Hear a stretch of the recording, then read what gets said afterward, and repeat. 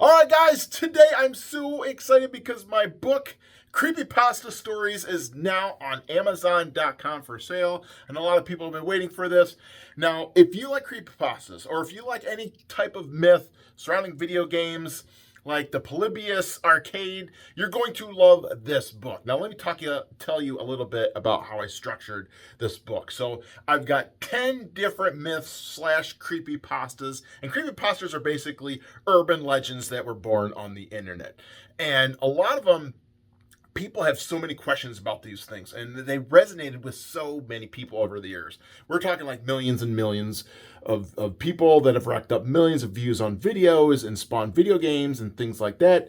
So the problem is, though, that there are holes in the story that leave people wondering, okay, well, are some of these things true? Are they not? Are they pure myth? And what I've been able to do, I set up each chapter in a way where I talk about their history and where they came from, how they spawned, and if there's a story, I presented the story attached.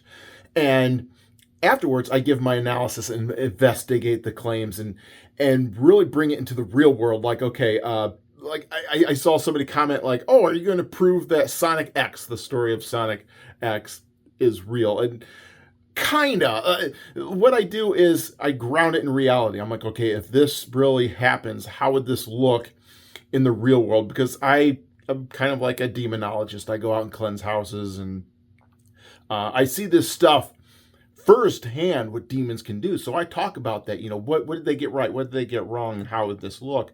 And it's very eye-opening. I tear apart all these creepypastas, especially with things like Slender Man, and show how this really works. And the most interesting, like if you're interested in Polybius, the video game, you have to pick up this book. That chapter alone is worth the price of admission of this book, because what I do is I have gotten a medium type psychic person to help me out and channel some of the things about this story. Is it true? Is it not? And I did this with a lot of the creepypastas in this book. Where did the photo of Jeff come from?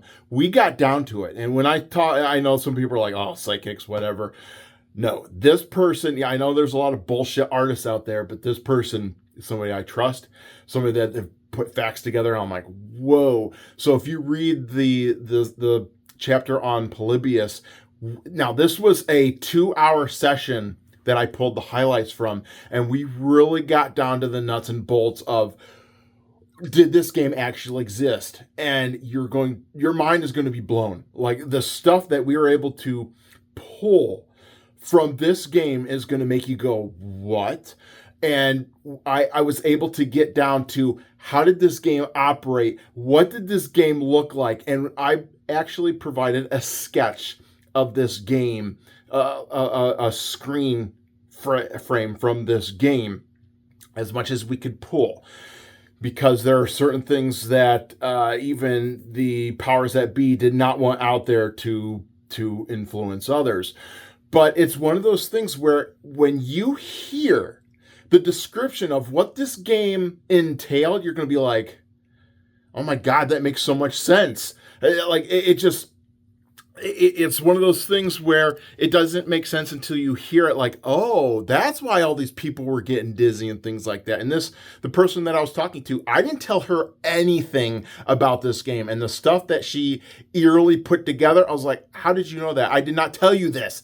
Like, I'm telling you, pick up this book if you just want to learn about Polybius and what this game was about. And it's spooky, some of the things that surround this creepypasta. But that's not the only one. We get into like Jeff the Killer. That was the second most popular creepypasta. Where did this picture come from? We got down to and a little bit closer to the identity of what's going on there. And we get into like the Ben Drown story, which surrounds the whole Majora's Mask storyline. Got into the lavender what is it? The Lavender Town Syndrome thing. That is another creepy one that's worth the price of admission. Some of the stuff we pulled about that. Just an amazing collection of thoughts and stories and grounding the stuff in reality. That's the main thing that I wanted to do with this book. So there are 10 good ones, 10 really great creepypastas. And like I said, I'm doing also doing a museum that I'm taking around to different conventions. And I'm telling you, I put this thing together to kind of do a test run. And the energy in this thing just blew my mind. I'm like, this is creepy. Like, I had to tear this sucker apart because I did it in my garage. But I was like, I got to tear this thing down as soon as possible because the energy in one area of the collection of things that I have surrounding these creepypasta things. Because think about it, these items that I have are the avatars for darkness, okay? And when you put all of them together in one place, the energy is insane. So if you're very sensitive to energies like I am, if you go to a convention, just be careful. That's all I'm gonna say. It's a trip. So all right, get the book. I'll try to put the link in the description. It's on Amazon now. I tried to make it as affordable as possible because this stuff it has to get out there. Like, people have talked about these creepypastas forever. Herobrine, Ben Drown. Like I said, there's so many things that resonate with the gaming world and things like that. So make sure you get it. It's on sale now.